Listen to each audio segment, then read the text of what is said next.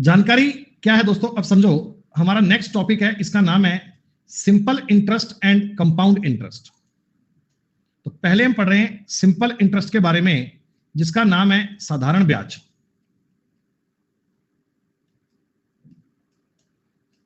पहले बच्चों हम साधारण ब्याज के बारे में पूरी कहानी समझेंगे। साधारण ब्याज पे काम करने के बाद हम कंपाउंड इंटरेस्ट पे आगे चलेंगे। मैक्सिमम चीजें ऐसी होती हैं कि सवाल जो पेपर में आता है ना, वो सिंपल और कंपाउंड का मिलके आता है। जो डेटा आपको सवाल में दिया जाता है, जो क्वेश्चन मिलता है, उसमें सिंपल इंटरेस्ट की बात भी होती है, कंपाउंड की भी होती है, पर हम दोनों को भी पढ़ेंगे अलग अलग, बाद में मिक्स पढ़ेंगे, सारी जानकारियों को कवर करने का प्रयास करेंगे। बच्चों साधारण ब्याज, सबसे पहले सुनो, इसमें जो टर्मिनोलॉजी यूज होती है, इसमें जो वर्ड्स काम आते हैं वो क्या क्या होते हैं। सबसे पहले जरूरी वर्ड है बच्चों, वो आपको पता होने चाहिए। शब्द का नाम है जी प्रिंसिपल, जिसको हम बोलते हैं मूलधन। मूल मतलब ओरिजिनल, ओरिजिनल पैसा। ये पैसा क्या होता है, ये पैसा क्या होता है? तो आप ये कहना, the amount the money the sum that lent out on interest, ब्याज पर दिया गया या लिया गया, कोई भी हो सकता है, लिया गया धन मूलधन कहलाता है। हो सकता है आप ब्याज पर दें या लें। जो पैसा दोस्तों आपने ब्याज पर दिया, जो रकम आपने स्टार्टिंग में ब्याज पर दी, वो आपका कहलाएगा मूलधन, उसको हम बोलेंगे प्रिंसिपल, वो आपका होगा मूलधन। एक टाइम, टाइम की बात करूंगा, जिसे हम बोलते हैं समय। ये एचआरडी कह रहा था मेरे से, बाद में सवाल नहीं होते हैं, जब मैं समझाता हूं तब ये बातें करते हैं, तब इसको रोकड़ा समझ में आता है, और जब ये मुद्दे की बात होती है तब ये बातें करता है। देखो बात समझ लो इसकी। जितने समय के लिए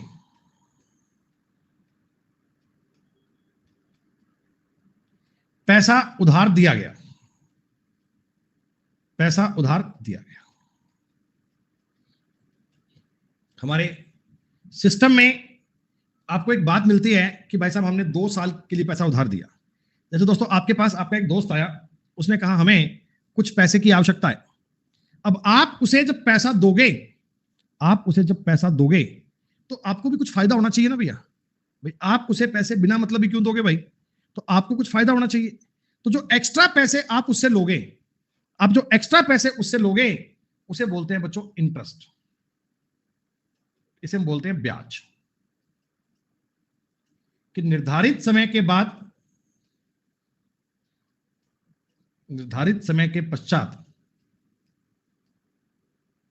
जो एक्स्ट्रा अमाउंट, जो एक्स्ट्रा मनी, पैसा दिया जाता है, उसे ब्याज कहते हैं। बेटा यही ब्याज होता ना। आप मेरे से लेके गए 2,000 रुपए, वापस दिए आपने 2,100 रुपए, वापस दिए आपने 2,100 रुपए, तो जो एक्स्ट्रा पैसा दिया, 100 रुपए दिए आपने एक्स्ट्रा, ये 100 रुपए मेरे लिए क्या होगा, ब्याज बन जाएगा। ये 100 रुपए मेरे लिए क्या बन जाएगा, ब्याज बन जाएगा। एक बच्चों आपके सामने वर्ड काम आएगा अमाउंट। अगर कभी मैं अमाउंट शब्द यूज करता हूं, हिंदी में इसे बोलते हैं मिश्र धन। मिश्र मतलब मिला हुआ, दो चीजें मिक्स है इसमें, मूलधन और ब्याज। मूलधन और ब्याज, प्रिंसिपल और इंटरेस्ट मिलाकर जो आप टोटल पैसा रिटर्न करते हो बेटा, जो टोटल हिसाब चुकती पर आप रिटर्न करते हो, उसे हम बोलते हैं ये आपका अमाउंट है, ये आपका मिश्र धन है। तो पहले बच्चों प्रिंसिपल क्या होता है ये भी आप जानते हैं, टाइम क्या होता है ये भी आप जानते हैं, ब्याज, ब्याज कैसे काउंट करते हैं, जो एक्स्ट्रा पैसा मिलता है उसे हम ब्याज कहते हैं, और अमाउंट का मतलब होता है मूलधन और ब्याज को जोड़ के जो टोटल पैसा रिटर्न किया जाता है उसे कहते हैं मिश्र धन, उसे कहते हैं अमाउंट। ये 4 शब्द क्लियर हो गए। एक शब्द बेटा अब तक इसमें नहीं आया, ये बड़ा इंपॉर्टेंट है, इसको समझना, रेट। रेट का मतलब क्या होता है, इसे बोलते हैं दर। दर का मतलब क्या होता है, तो आप कहना जी 100 रुपए की राशि पर 1 वर्ष का ब्याज दर कहलाता है। इसका मीनिंग क्या है, इसका मीनिंग क्या है सर? देखो इसका, देखो आप मेरे पास आए, आपने मेरे से 100 रुपए ब्याज पर लिए, आपने मेरे से 100 रुपए ब्याज पर लिए, तो मैंने कहा देखो भैया रेट लगेगी 10% की, रेट लगेगी 10% की। 10% का मतलब ये होता है कि 100 रुपए की राशि पर अगर मैं 10% ज्ञात करूंगा तो बच्चे 10 रुपए आएगा ना, 10 रुपए आएगा ना। तो ये रेट का मतलब होता है 100 रुपए की राशि पर 1 साल का ब्याज 10 रुपए है। 100 रुपए का जो ब्याज है वो 10 रुपए है। तो हम इसको परसेंटेज में डिनोट क्यों करते हैं? क्योंकि 100 रुपए को बेस मान के बता रहे हैं, क्योंकि 100 रुपए को बेस मान के बता रहे हैं, इसलिए मैं कहता हूं बेटा 100 रुपए की राशि पर 1 साल का ब्याज दर कहलाता है। तो अगर आपने ब्याज पे 100 रुपए दिए, रेट ऑफ इंटरेस्ट आपने बोला 8% है, तो मतलब 1 साल में आप 8 रुपए ब्याज लोगे, 1 साल में 8 रुपए ब्याज लोगे। क्या तुम्हें यह बात क्लियर है?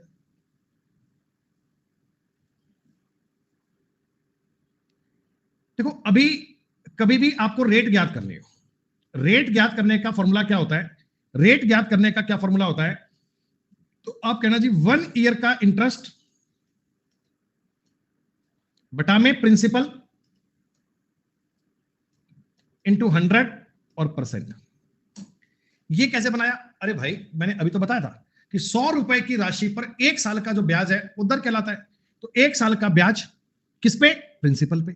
100 रुपए की राशि पर 1 साल का ब्याज प्रिंसिपल पे गुणा में 100 और परसेंट। ये रेट ज्ञात करने का एक सिंपल सिस्टम है। रेट ज्ञात करने की कभी बात आए ना तो आप ये जान लीजिए कि आपको 1 साल का ब्याज चाहिए और आपको प्रिंसिपल चाहिए, तो आप ईमानदारी से रेट ज्ञात कर पाओगे, आप ईमानदारी से दर ज्ञात कर पाओगे। क्या इतनी बात तुम्हें समझ में आई?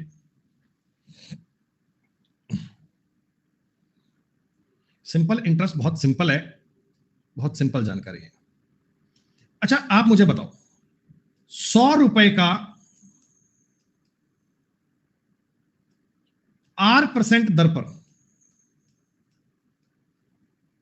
अगर मैं 100 रुपए पर 8% दर की बात करता हूं, 8% दर पे, तो 100 रुपए का बच्चों 1 वर्ष का ब्याज कितना आएगा? 1 वर्ष का ब्याज कितना आएगा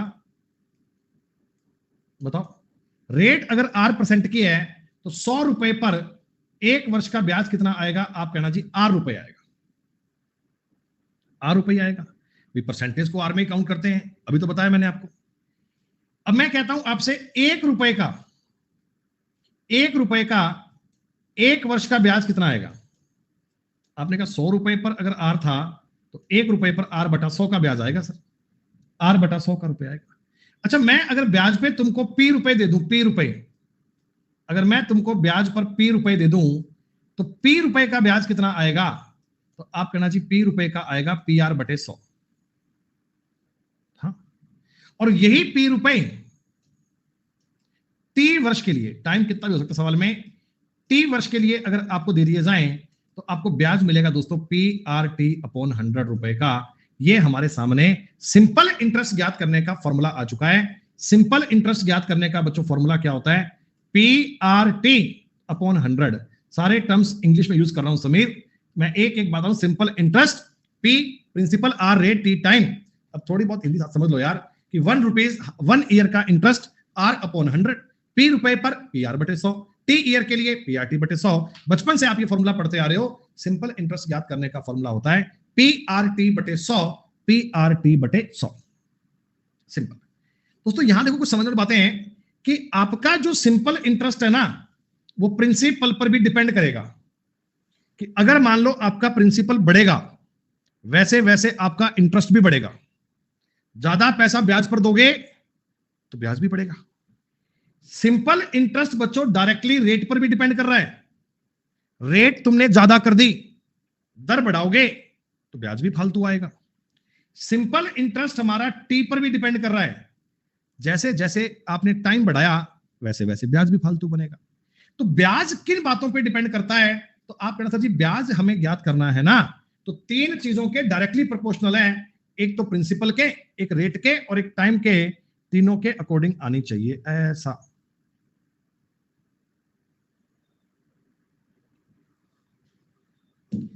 प्रिंसिपल चाहिए, रेट चाहिए, टाइम चाहिए, तीनों से हम अपने सवाल को सॉल्व करेंगे। यहां तक की बात तुम्हें क्लियर है? अभिषेक इसमें क्या कंफ्यूज है यार? हे प्रभु, हे प्रभु। राज को भी कंफ्यूजन हो गया, कह रहा जी बहुत मुश्किल काम चल रहा है। राज भी कह रहा बहुत मुश्किल काम चल रहा है सर, इतना टफ फॉर्मूला है, पहली बार देख रहा हूं। ओहो हो, एस आई बराबर पी गुणा आर गुणा टी। कंफ्यूज हो गया सर, बहुत मुश्किल है सर, आराम से बताओ सर, समझ में नहीं आ रहा है। ऐसे लिखेगा साधारण ब्याज। मेरे को लग रहा है क्लास का आधे से ज्यादा समय तुम्हारा ये फालतू के कामों में बीतता है। ऐसे सर जी ये समझ में नहीं आ रहा PRT क्या होता है। ले भाई राज इसको लिख ले, क्या तेरे को अब समझ में आ जाए, बाद में बोले कि सब समझ में नहीं आया। तो सिंपल इंटरेस्ट का फॉर्मूला कैसे यूज हुआ ये पता लग गया। सिंपल इंटरेस्ट का फॉर्मूला कैसे बना ये बात भी आपने पढ़ ली, और आपने ये भी देख लिया कि सिंपल इंटरेस्ट प्रिंसिपल पे डिपेंड करता है, सिंपल इंटरेस्ट रेट पे डिपेंड करता है, सिंपल इंटरेस्ट टाइम पे डिपेंड करता है। हाँ भाई अब मेरी बात को सुनना एक बार। देखो हम इस टॉपिक को पढ़ते हैं ना, तो ये पढ़ते हैं इफेक्टिव रेट के नजरिए से। इफेक्टिव रेट जिसे हम बोलते हैं प्रभावी दर, हम इसके सिलसिले में अपना टॉपिक पढ़ते हैं। कैसे सर? सुनो मेरी बात सुनो। देखो प्रिंसिपल कुछ भी था, मैंने आपको कुछ पैसा ब्याज पर दिया, ठीक, मैंने कुछ पैसा आपको ब्याज पर दिया। रेट ऑफ इंटरेस्ट मैंने कहा भैया 10% की लगेगी। रेट कितनी लगेगी? 10% की। टाइम टाइम मैंने कहा बेटा पैसे वापस कब दोगे? आपने कहा सर 3 साल बाद में। 3 साल का टाइम लिया। बड़ी आवश्यक बात है बच्चों कि सिंपल इंटरेस्ट हर साल का बराबर होता है, केवल और केवल लागू होता है प्रिंसिपल पर, मूलधन पर नहीं। मूलधन पे नहीं, सिंपल इंटरेस्ट केवल और केवल मूलधन पे लागू होता है, माफ कीजिए ब्याज पर नहीं। हम ब्याज पे ब्याज कंसीडर नहीं करते हैं। जितना पैसा आपने दिया था ना, हम केवल उसी पर ब्याज लेंगे, ब्याज पर ब्याज काउंट नहीं होता है। हर साल का ब्याज बराबर होगा। पहले साल का ब्याज भी 10%, दूसरे साल का भी 10%, तीसरे का भी 10%। तो तीनों सालों पर मिलाकर क्या तुम्हारा जो इफेक्टिव रेट आ गया बच्चों, वो 10% के हिसाब से 3 सालों में क्या 30% का ब्याज आ गया? क्या तुम्हें 30% का ब्याज मिल गया? यानी कि रेशो पे सवाल देखो, मेरी बात को समझो बेटा। इफेक्टिव रेट अगर तुम्हारी 30% हो रही है, इसका मतलब पता क्या होता है? 30% की फ्रैक्शन वैल्यू होती है 3/10। इसका मतलब भैया कि अगर तुम प्रिंसिपल पे 10 रुपए दे रहे हो ना, तो 3 रुपए तुम्हारे ब्याज के आएंगे। अगर तुम 10 रुपए ब्याज पे दोगे ना, तो 3 रुपए ब्याज के मिलेंगे बेटा। जरा मैं तुमसे जानना चाहता हूं, प्रिंसिपल का, SI का और अमाउंट का रेशो जानते हैं? सब 10 रुपए ब्याज पर देंगे, 3 का ब्याज आएगा और हमें 13 रुपए मिलने चाहिए। ये इसका कॉन्सेप्ट है, ये इसकी बात है। थोड़ी सी कहानी समझ में आई क्या? थोड़ी सी।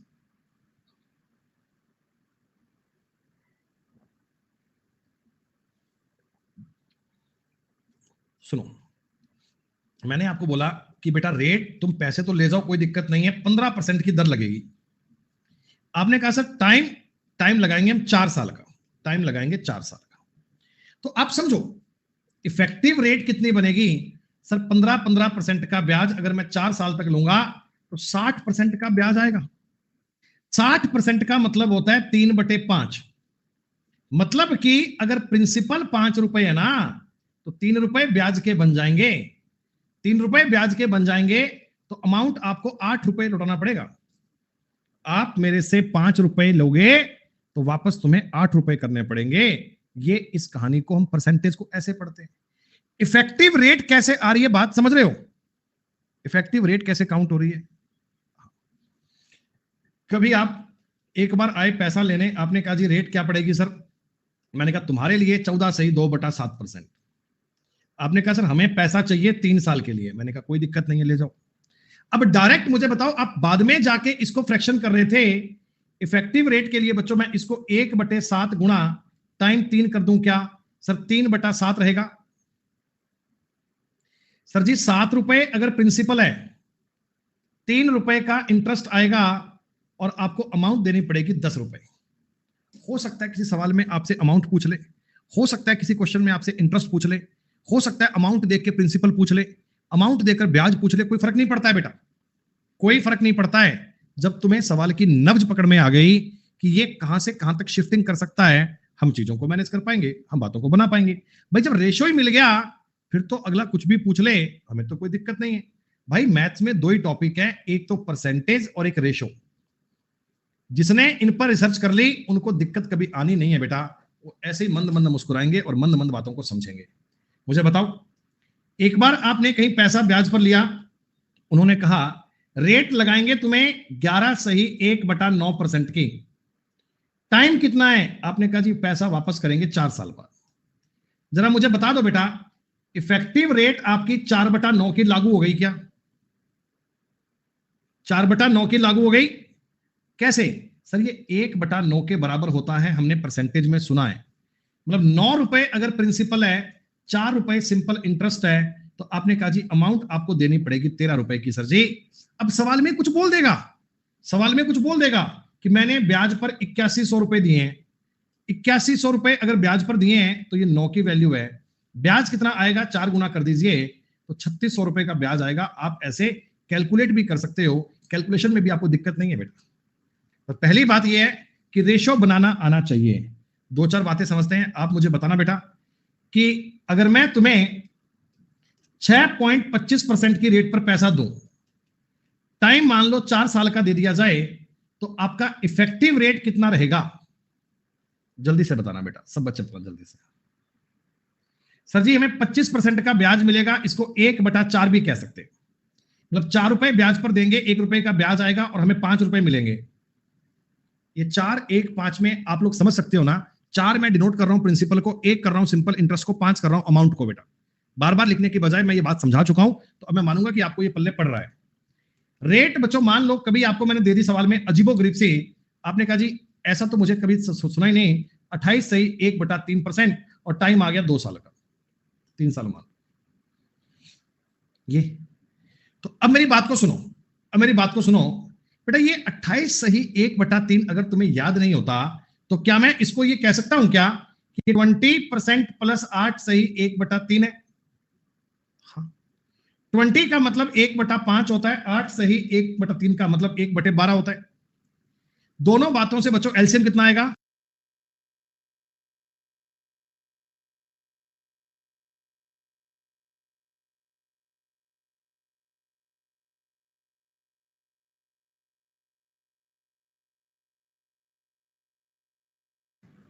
सुनो, 17/60 बेटा, 17/60 मैंने लिखा है।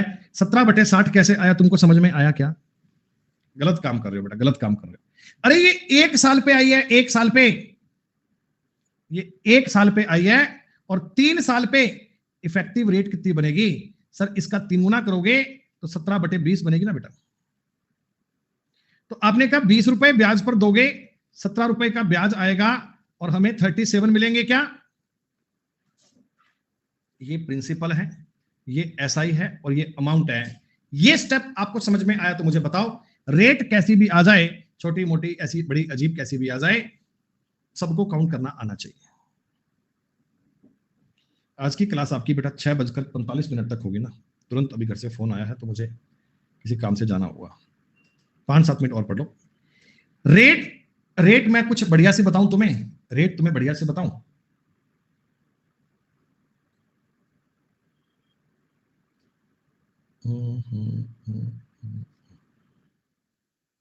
छियालीस सही 1/4%, टाइम है 3 इयर्स का। जल्दी बताओ, बताइए सर। इसको पहले ब्रेक करो, ऐसे मजा नहीं आएगा बात का। ऐसे करेंगे 2/5 और ये 1/16। अरे गलती मत कर श्रेया बेटा, 16 दूनी 32, 5 37/80। ये 1 साल की रेट आई है। अरे ये 1 साल की रेट आई है, 3 साल पे इफेक्टिव रेट बनेगा 117/80, सॉरी 111, माफ कीजिए, 37 या 111, यानी कि 80 रुपए प्रिंसिपल था ना, तो 111 का ब्याज आ जाएगा बेटा, 111 का ब्याज बन जाएगा। आप मुझे बताइए प्रिंसिपल का, एसआई का और अमाउंट का रेशो क्या लिखूं? तो 80, 111 और 191 कर दूं क्या? कोई फर्क नहीं पड़ता। 15% की रेट पे बताओ 5 साल में कितना ब्याज आएगा? 15% की रेट पे 5 साल में कितना ब्याज आएगा? 75% का आएगा। 3/4 भी कह सकते हो, 4 पे 3 का ब्याज आएगा ना, 3/4 का ब्याज आएगा, 4 3 7 बन जाएगा। सारी बातें माइंड में हो रही हैं। 18% की रेट है, 5 साल का टाइम है बेटा, 18% की रेट है, 5 साल का टाइम है। जल्दी बताओ, 90% को क्या तुम अपनी मर्जी से 10 9 19 कह सकते हो? 9 10 नहीं, 10 9। प्रिंसिपल लिख रहा हूं पहले, प्रिंसिपल एसआई अमाउंट का रेशो लिख रहा हूं। हाँ, 12% की रेट है 5 साल के लिए, 12% की रेट है 5 साल के लिए। सर 60% आएगा, 3/5 आएगा, 5 3 8 बन जाएगा। क्या ये इफेक्टिव रेट कैसे ज्ञात करते हैं, समझ पा रहे हो बात? बस जितना मैंने अब तक बताया इसका कल रिवीजन करके आना, जितना आपको अब तक बताया इसका रिवीजन करके आना। कल आते ही सीधा सवाल स्टार्ट करेंगे, कल आते ही सीधा सवाल स्टार्ट करेंगे। कल क्वेश्चंस को पढ़ना शुरू करेंगे और एक एक सवाल बड़े डीप से पढ़ेंगे। कल की शीट में 80 क्वेश्चंस होंगे और वो 80 के 80 तुम्हें कल पूरे करवाऊंगा। एक भी सवाल आपके पेपर के हिसाब से कम आवश्यक नहीं है। 100% एग्जाम अल्टरनेट होगा। एक एक बात को समझ लेना बच्चों, ठीक है जी। चलिए कल मिलते हैं, आज इतना ही। धन्यवाद। जय हिंद, जय भारत। अब थोड़ा रुक जाना। वीडियो अच्छी लगे तो लाइक शेयर और सब्सक्राइब करना मत भूलना। याद तो रहेगा ना? चलो चलते हैं, बाय।